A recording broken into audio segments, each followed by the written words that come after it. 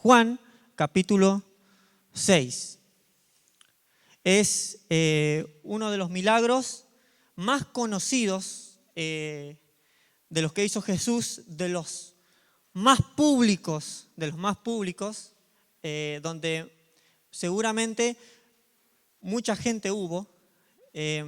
Recordemos que eran 5.000 hombres, sin contar mujeres y niños. Vamos a leer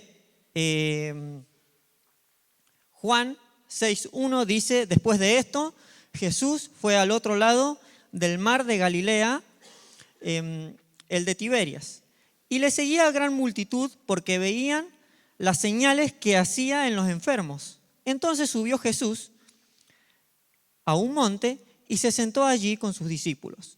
Y estaba cerca la Pascua, la fiesta de los judíos.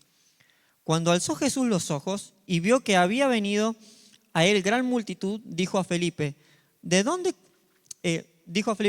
compraremos pan para que coman estos?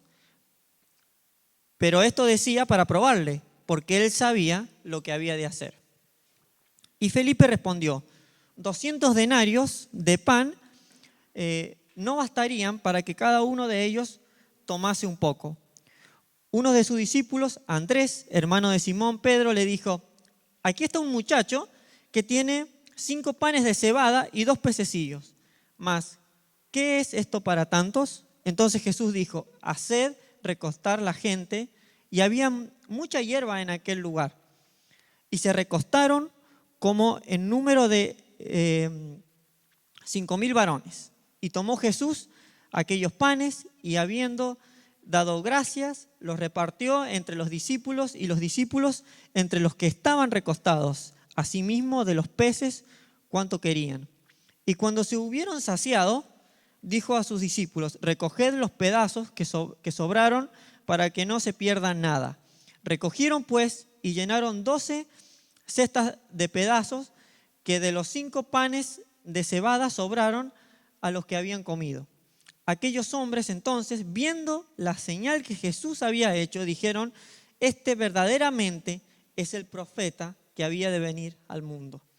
Pero entendiendo Jesús que iban a venir para apoderarse de él y hacerle rey, volvió a retirarse al monte él solo. Hasta acá nomás la palabra de Dios. Nos ponemos de pie.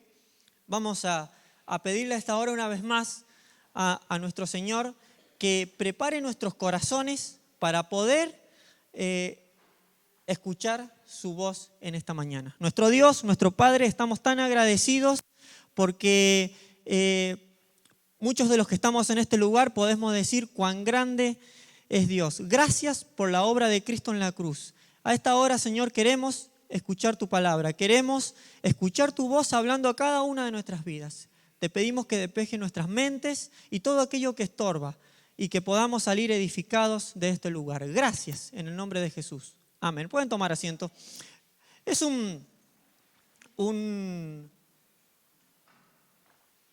como decía al principio, uno de los milagros más conocidos en la palabra de Dios.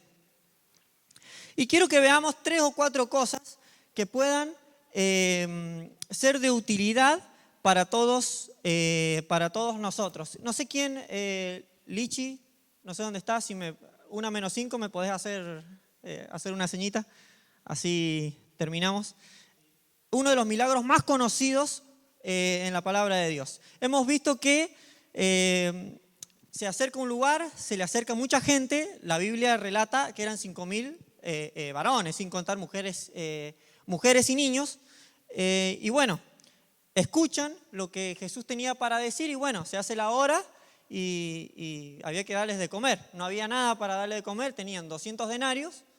Un denario, para que tengamos una idea, era más o menos el sueldo de cualquier trabajador promedio, o sea, por día, era lo que ganaba por día cualquier trabajador promedio. Ellos tenían 200 denarios. Y bueno, pero era mucha gente, cerca de 10.000 personas seguramente, era mucha gente. Capaz que podrían comprar mucho más pan del que traía el muchacho, pero era muchísima gente, seguramente no iba a alcanzar. Tenían los 200 denarios, los panes y los pececillos. Y bueno, y él multiplica. Jesús multiplica, le da a los discípulos que repartan, todos se llenan, a tal punto que sobró comida. Bueno, la gente que lo escuchaba obviamente vio el milagro y dijo, verdaderamente este es el profeta, este es el que había de venir, el tan esperado rey. Pero hemos visto con el último versículo que hemos leído que Jesús, al conocer lo que había en el corazón de ellos, se aparta. Y vamos a considerar 3 o 4 cosas muy rápidamente, no sé qué hora es, y 20, bueno, tenemos tiempo. 3 o 4 cosas muy rápidamente que pueda ser de utilidad y de bendición para cada uno de nosotros. Y en primer lugar quiero que veamos a la multitud. Juan 6:2 dice, y le seguía gran multitud, porque veían las señales que él hacía en los enfermos, ¿no? La multitud y una fe que se basaba en los milagros o las circunstancias, ¿no? Mucha gente lo seguía por lo que Jesús tenía para dar o por lo que él hacía. Él sanaba enfermos, entonces mucha gente que tenía muchos problemas lo seguía, aparte de para escucharlo como enseñaba, pero mucha gente lo seguía porque tenían muchos problemas. Entonces, ¿cuál era la motivación que les hacía a toda esta multitud seguir a Cristo? Bueno, una fe basada, hemos leído, en los milagros o las circunstancias. ¿Cuál es tu motivación al venir esta mañana a escuchar la voz de Dios, al querer acercarte? ¿Cuál es la motivación de tu corazón? ¿Venimos con el vivo deseo en nuestro corazón de escuchar la voz de Dios, lo que Dios tiene para decirnos, o venimos por los panes y los peces, ¿no? Mucha gente lo seguía por las razones totalmente equivocadas, por lo que él tenía para dar. Mucha gente asiste a las iglesias porque tiene muchos problemas, porque no encuentra una salida, por lo que los cristianos tenemos para ofrecer en lo que hace a las buenas obras y en la ayuda al prójimo. Sabemos que ¿por qué nosotros ayudamos a las personas, los cristianos? Porque fuimos creados ¿para qué? Para buenas obras. Aunque por ellas no vamos a salvarnos, pero fuimos creados para hacer buenas obras. Por eso nosotros brindamos o tratamos de brindar cierta ayuda. ¿Cuál es la motivación por la que venís en esta mañana? Quizás porque querés buscarle solución a un problema que tenés, a un problema familiar, querés que se componga la relación interna en tu familia, quizás que tenés un problema de enfermedad y venís y acudís y buscás. La multitud buscaba a Jesús por los milagros que él hacía, una fe que se basaba totalmente en los milagros y en las circunstancias. ¿Cuál es la motivación? ¿Cuál es tu motivación al venir en esta mañana? Hemos visto que en el versículo 2 dice claramente cómo la gente venía por las señales que él hacía en cuanto a los enfermos, ¿no? Y a veces nosotros, las personas, actuamos de esta manera. Anoche escuchábamos a nuestro hermano Oscar Naranjo, ¿no? Y él presenta el Evangelio, ¿no? ¿Y qué es lo que dijo? Los problemas en tu vida van a seguir. No es un genio que frotás una lámpara, ¿no? Y así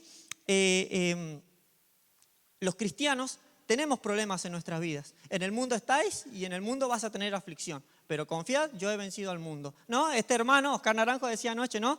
Es muy distinto enfrentar una situación sin Cristo que con Cristo. Qué diferente, qué diferente. ¿Cuál es la motivación de cada uno de nosotros en esta mañana? ¿Por qué venimos? ¿Por los panes y los peces? ¿O venimos con el vivo deseo de que Dios hable a cada una de nuestras vidas? Quizás que te sentís identificado con este grupo. Quizás que venís porque alguien te invitó a ver qué onda, los hermanos me tratan bien, quizás que hasta si necesito algo me pueden dar una mano. Bueno, una fe basada en las circunstancias. Si es tu caso, si tenés una fe basada en las circunstancias, si te haces parte de una religión para que tus problemas de relación en tu familia o de enfermedad se sanen o desaparezcan, déjame decirte que si hoy te morís, te vas al infierno. Nuestra fe no puede estar basada en las circunstancias. Pero también quiero que veamos, en segundo lugar, a los discípulos. Juan 6:11 dice, y tomó Jesús aquellos panes, y habiendo dado gracias, los repartió entre los discípulos, y los discípulos entre los que estaban recostados, asimismo de los peces, ¿cuánto querían, no? A discreción. Les daban a discreción. ¿Qué es lo que es a discreción? Claro, todo lo que querían, ¿no? Disparen, ¿no? En las películas de guerra, disparen, bueno, el soldado de saber, el Ale, ¿no? Disparen a discreción, ¿qué? Todo lo que quiera, ¿no? Bueno, les dieron todo. Entonces los discípulos ven que Jesús dio gracias por el pan, lo bendijo, se multiplica y les da a todo el mundo lo que quieren, tanto que sobró. Recuerden, ¿cuánto tenían? 200 denarios y, ¿cuánto más? 5 panes y 2 peces, era lo que tenían. Y les repartieron a todos todo lo que quisieron. Pero quería que consideráramos a los discípulos porque ellos son un ejemplo de una tarea que ha sido encomendada. Miren, los discípulos de los apóstoles no tenían el poder ahí en esta situación para hacer milagros, para transformar vidas, para hacer un montón de cosas. Y a veces, y esa es la tarea que nosotros, los hijos de Dios, tenemos, repartir lo que Él bendijo. Mucha gente viene a las iglesias, pastor, vaya a hablar con mi hijo porque no me escucha, porque no puedo más, con mi esposo, con mi esposa. El pastor, los hermanos de la iglesia no tienen ningún poder. El único que transforma y cambia vidas es Cristo. Simplemente Dios nos manda a repartir lo que Él ya bendijo, a presentar el Evangelio. ¿Querés que tu esposo cambie? ¿Querés que tu esposa cambie?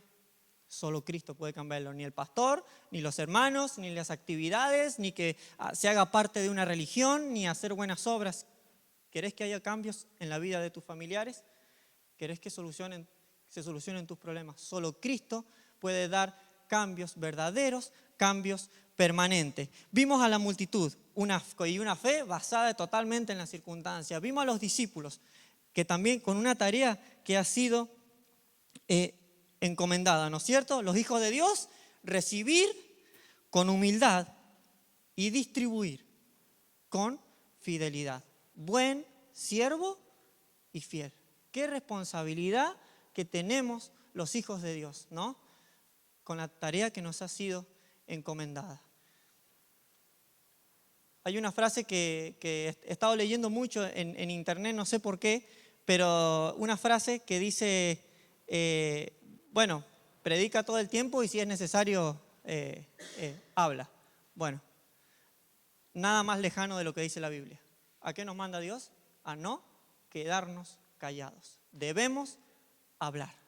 Debemos hablar. Hermanos, recibir con humildad lo que Él ya dio y distribuirlo con fidelidad. Buen siervo y fiel. Sobre poco has sido fiel, sobre mucho te pondré.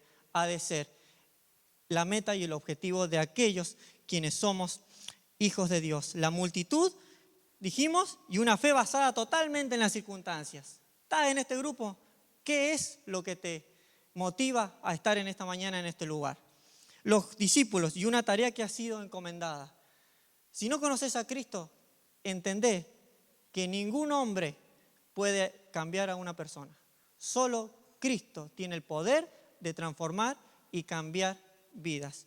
Con respecto a esto, recibamos, hermanos, recibimos con humildad algo, pero distribuyamos lo que Él nos dio con total fidelidad. Tercer lugar, Juan 6, 8 y 9. Dice, uno de sus discípulos, Andrés, hermano de Simón Pedro, le dijo,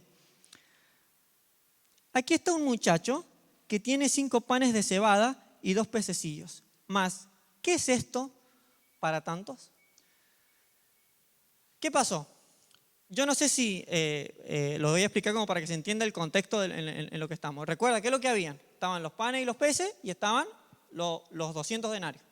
Era muy poco para tanto. Si bien un denario era lo que ganaba cualquier trabajador por día, capaz que se podría haber comprado mucho pan. Capaz que en este momento no había inflación, o no se conocía como nosotros, ¿eh? Pero capaz que se podía comprar, pero eran demasiada gente, no se podía. Estaban en el desierto, pero fue tan cuidadoso el Señor que eligió un lugar en donde había ¿qué? Claro, hierba, en donde había hierba. Entonces, tenían los 200 denarios y ¿quién dijo? Andrés, ¿no es cierto? Dice, ¿era hermano de quién? De Pedro, era hermano de Pedro. ¿A qué se dedicaban?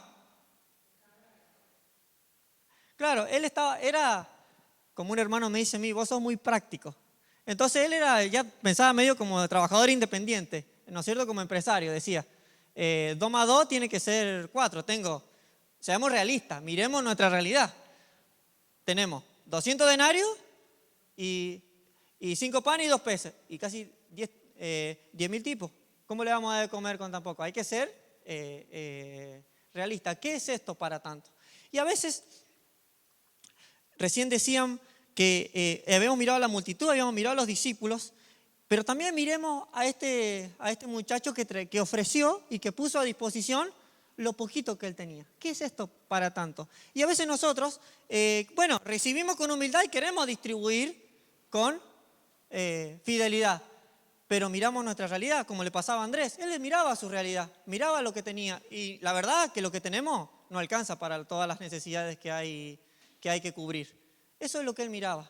Ahora, ¿cuántos se identifican con Andrés? Yo me identifico con Andrés. Un hermano me dice, de Córdoba, me dice, vos sos muy práctico, tenés que tener un poco más de fe. Y sí, me cuesta, pero ¿cuán identificados me siento con Andrés? Capaz que puede ser tu caso. Querés servir al Señor, querés hacer la tarea que se te ha sido, pero a la vez mirás tu realidad, ¿no?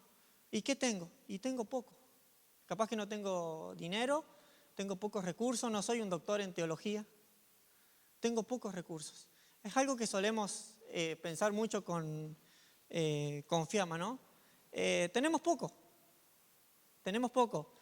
pero también el Señor cada día nos tiene que ayudar a entender que lo poco que tenemos en sus manos puede ser suficiente. Mira, fíjate, ¿qué es lo que pasó? Agarró los panes, partió, y los peces y lo multiplicó. Hizo de lo que no había, hizo que sobrara y que totalmente alcanzara. Capaz que vos te sentís igual que yo identificado en este grupo. A los hijos de Dios le estoy hablando ahora. Y querés servir, pero te ves tu realidad. Y no tengo tanto conocimiento, y no tengo tanta preparación, y no tengo recursos en lo económico. Y hoy todo se maneja ¿con qué? Seamos sinceros, seamos realistas. Es así, se maneja todo con dinero. Pero lo poco que yo tengo, ofrecido de corazón a los pies de Él, Él va a hacer que sea más que suficiente.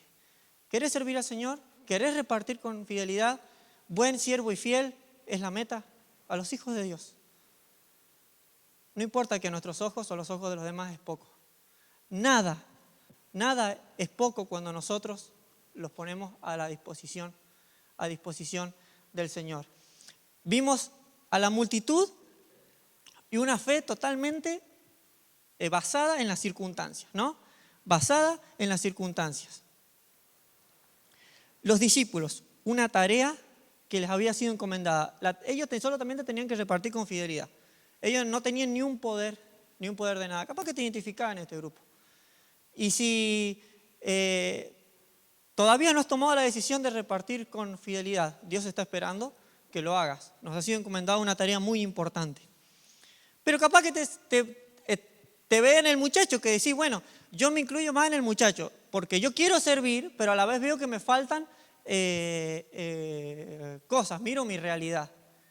¿Qué tengo a disposición? Lo que sea, ponelo al servicio del Señor, pongámoslo al servicio del Señor. Y Él va a hacer de lo que no hay, Él lo va a hacer. Pero en cuarto lugar, quiero que veamos a Jesús. Juan 6, 14 y 15.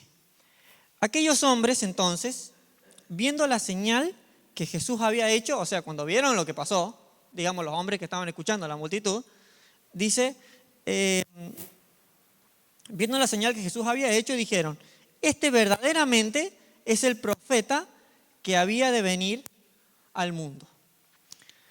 Pero entendiendo Jesús que iban a venir a apoderarse de él y hacerle rey, volvió a retirarse al monte él solo.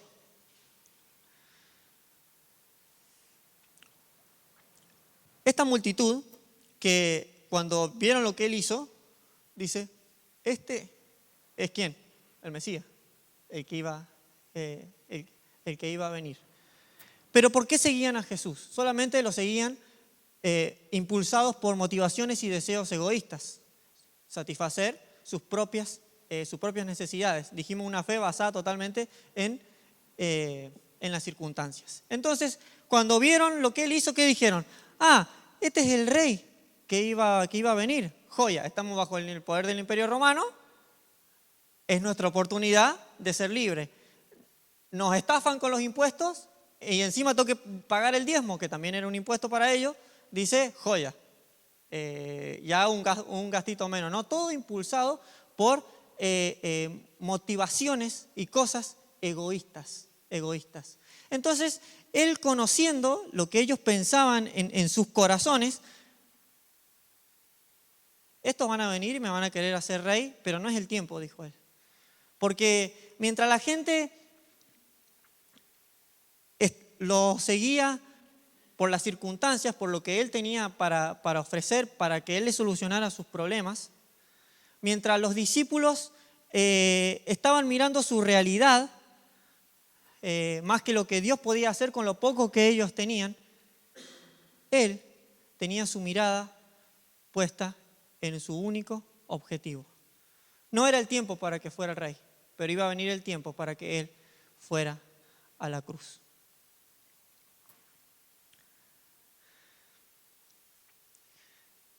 Él no dejó que se apoderaran de él porque no era el tiempo, porque lo iban a querer hacer rey. Y él no tenía que ser rey todavía, él tenía que morir en la cruz del Calvario. ¿Qué enseñanza nos deja nuestro Señor? ¿Qué hay en tu cabeza? ¿Qué tenés en tu cabeza? ¿Con qué motivaciones venís acá? Acá habían muchas motivaciones diferentes e impulsadas por cosas egoístas. Quizás que te encontrás en la primera y estás haciéndote parte de una religión porque te gusta cómo te tratan, porque quizás que hasta ayuda ofrecen los hermanos, quizás como pasaba, hay en el tema de los jóvenes hay algún chico, una chica que te gusta y ya como que te haces parte de una religión porque querés ver si tenés alguna chance. ¿Qué tenés en la cabeza? ¿En qué pensás? ¿Cuáles son las motivaciones por las que estás acá? Quizás que estás acá y como veíamos anoche, ¿no? Hace años que estás calentando un banco cuando Dios te dio una tarea y tenés que repartir fielmente. Tenés que encargarte de repartir fielmente. ¿En qué estamos pensando? Quizás que, recibís la tarea con humildad, querés repartir con fidelidad, pero a la vez estás viendo tu realidad. Y eso es lo que hay en tu cabeza. Eso es lo que hay en tu cabeza. Pero Jesús, cuando en su ministerio público, cuando él hacía todas estas cosas, solo tenía una sola cosa en su cabeza: la cruz de Cristo. Pensaba en vos y pensaba en mí. Hemos cantado una canción que dice, cuán grande es Dios, cántale, cuán grande es Dios. Y habla de Cristo y adora y ensalza, engrandece el nombre de Cristo por la obra que Él ha hecho en la cruz del Calvario. Mientras ellos querían hacerlo rey por cosas egoístas, Él estaba pensando en la salvación de cada uno de ellos. Y es lo mismo que piensa en esta mañana. Nadie se salva por hacer una oración, nadie se salva por levantar una mano. Nadie, absolutamente nadie. Nadie se salva por cantar canciones, por participar de reuniones, por juntarte con cristianos, nadie se salva. Lo único que salva es Cristo entrando en tu corazón, reconociendo que tus pecados te alejan de Dios y que el único que puede darte y ofrecerte ese perdón, como veíamos esta mañana, es Cristo. Si no lo has hecho, te invito a que lo hagas y que sea hoy el día en el que cambies tu realidad eterna. Van a seguir habiendo problemas, van a seguir habiendo dificultades, pero con Cristo. Y eso lo cambia absolutamente todo. ¿Nos ponemos de pie?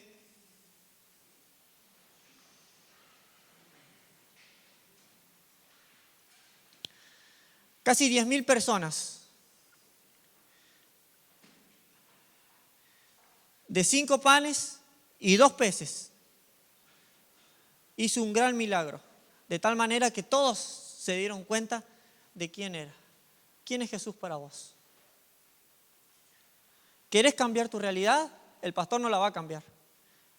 ¿Querés cambiar tu realidad por más que vengan los discipulados que hacemos normalmente? Y digo porque es algo que hacemos en este lugar, no se va a cambiar la realidad.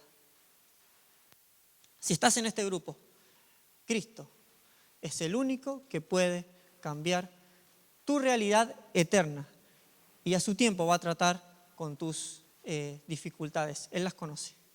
Ahora, si estás en el grupo de los discípulos y estás calentando un banco, si ya abriste las puertas de tu vida a Cristo, bueno, hay que repartir con fidelidad. Buen siervo y fiel ha de ser nuestra meta. Si estás en el grupo de los que quieren repartir con fidelidad, pero al mismo tiempo mira su realidad, si te sentís identificado con este grupo, lo poco que podamos ofrecer de corazón puesto a los pies de Cristo, Él puede hacer algo totalmente grande con lo poco que a nuestros ojos tengamos para ofrecer. No importa lo que les parezca a los demás, no importa ni siquiera lo que nos parezca a nosotros. Y sepamos que mientras nosotros pensamos probablemente en todas estas cosas, Él está esperando que le abramos las puertas de nuestras vidas. Si esta no ha sido tu experiencia, que hoy pueda ser el día en el que le pidas el perdón de tus pecados a Dios. Ustedes saben que muchas veces he contado mi testimonio. He contado cómo con 9 años escuché a la voz de Dios, con 9 años en una reunión de grandes. Y entendí que si no me arrepentía de mis pecados, me iba al infierno. Y Dios tocó mi vida ese día, ese 9 de febrero del 2000. Él tocó mi vida.